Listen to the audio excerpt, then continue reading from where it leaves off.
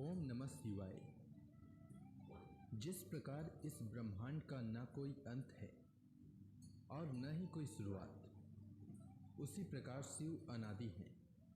संपूर्ण ब्रह्मांड शिव के अंदर समाया हुआ है। आइए श्रवण करते हैं सोमवार व्रत कथा। प्राचीन काल की बात है।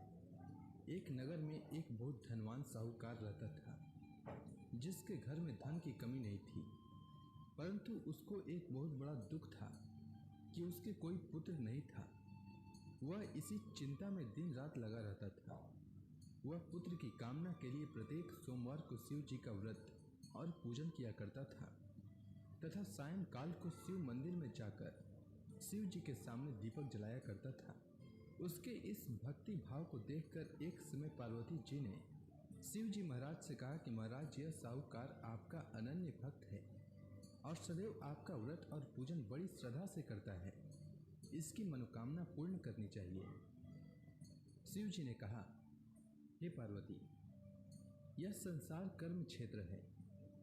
जैसे किसान खेत में जैसा बीज बोता है वैसा ही फल काटता है, उसी तरह इस संसार में जैसा कर्म करते हैं वैसा ही फल भोगते हैं। पार्वती जी ने अत्यंत आग्रह से कहा, महाराज, जब यह आपका अनन्य भक्त है और इसको अगर किसी प्रकार का दुख है तो उसको अवश्य दूर करना चाहिए, क्योंकि आप सदैव अपने भक्तों पर दयालु होते हैं और उनके दुखों को दूर करते हैं। यदि आप ऐसा नहीं करेंगे तो मनुष्य आपकी सेवा तथा व्रत क्यों करेंगे। पार्वती जी का ऐसा आग्रह देख शिव जी महाराज कहने लगे, हे पार्वती, इसके कोई पुत्र नहीं है। इसी चिंता में यह अति दुखी रहता है। इसके भाग्य में पुत्र न होने पर भी इसको मैं पुत्र प्राप्ति का वर देता हूँ, परंतु यह पुत्र केवल 12 वर्ष तक जीवित रहेगा। इसके पश्चात वह मृत्यु को प्राप्त हो जाएगा। इससे अधिक मैं और इसके लिए कुछ नहीं कर सकता। यह सब बातें साहूकार सुन रहा था। इससे उसको न तो कुछ प्रसन्नता हुई और न ही कुछ दुख हुआ। वह पहले जैसा ही शिव जी महाराज का व्रत और पूजन करता रहा। कुछ काल व्यतीत हो जाने पर साहूकार की स्त्री गर्भवती हुई और 10वें महीने में उसके गर्भ से अति सुंदर पुत्र की प्राप्ति हुई। साहूकार के घर में बहुत खुशी मनाई गई, परंतु साहूकार ने उसकी केवल 12 वर्ष की आयु जानकर अधिक प्रसन्नता प्रकट न की और न ही किसी को भेद ही बताया। जब वह बालक 11 वर्ष का हो गया तो उस बालक की माता ने उसके पिता से विवाह आदि के लिए कहा, तो वह साहूकार कहने लगा कि अभी मैं इसका विवाह नहीं करूंगा, अपने पुत्र को काशी जी पढ़ने के लिए भेजूंगा। फिर साहूकार ने अपने साले अर्थात बालक के मामा को बुला करके उसको बहुत सा धन देकर कहा, तुम मेरे बालक को काशी जी पढ़ने के लिए ले जाओ और रास्ते में जिस स्थान पर भी जाओ यज्ञ तथा ब्राह्मणों को भोजन कराते जाओ। वह दोनों मामा भांजे यज्ञ करते और ब्राह्मणों को भोजन कराते जा रहे थे। रास्ते में उनको एक शहर पड़ा। उस शहर में राजा की कन्या का विवाह हो रहा था। दूसरे राजा का लड़का जो विवाह कराने के लिए बारात लेकर आया था वह एक आंख से काना था।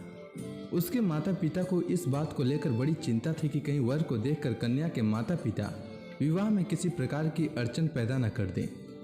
इस कारण जब उसने अति सुंदर सेठ के लड़के को देखा तो मन में विचार किया कि क्यों न दरवाजे के समय इस लड़के से वर का काम चलाया जाए। ऐसा विचार कर वर के पिता ने उस लड़के और मामा से बात की तो वे राजी हो गए। फिर उस लड़के को वर के कपड़े पहनाकर तथा घोड़ी पर चढ़ाकर दरवाजे पर ले गए और सब कार्य प्रसन्नता से पूर्ण हो गया। फिर वर के पिता ने सोचा कि यदि विवाह कार्य भी इसी लड़के से करा लिया जाए तो क्या बुराई है। ऐसा विचार कर लड़के और उसके मामा से कहा, यदि आप फेरों का काम और कन्यादान के काम को भी करा दें तो आपकी बड़ी कृपा होगी और मैं इसके बदले में आपको बहुत कुछ धन दूंगा। तो उन्होंने स्वीकार कर लिया और विवाह कार्य भी बहुत अच्छी तरह से संपन्न हो गया। परंतु जिस समय लड़का जाने लगा तो उसने राजकुमारी की चुंदड़ी के पल्ले पर लिख दिया कि तेरा विवाह तो मेरे साथ हुआ है, परंतु जिस राजकुमार के साथ तुमको भेजेंगे वह एक आंख से काना है। गेम को शिखर तक ले जाओ। ड्रीम 11 पर टीम बनाओ। और मैं काशी जी पढ़ने जा रहा हूँ। लड़के के जाने के पश्चात उस राजकुमारी ने जब अपनी चुंदड़ी पर ऐसा लिखा हुआ पाया तो उसने राजकुमार के साथ जाने से मना कर दिया और कहा कि वह मेरा पति नहीं है, मेरा विवाह इसके साथ नहीं हुआ है, वह तो काशी जी पढ़ने के लिए गया है।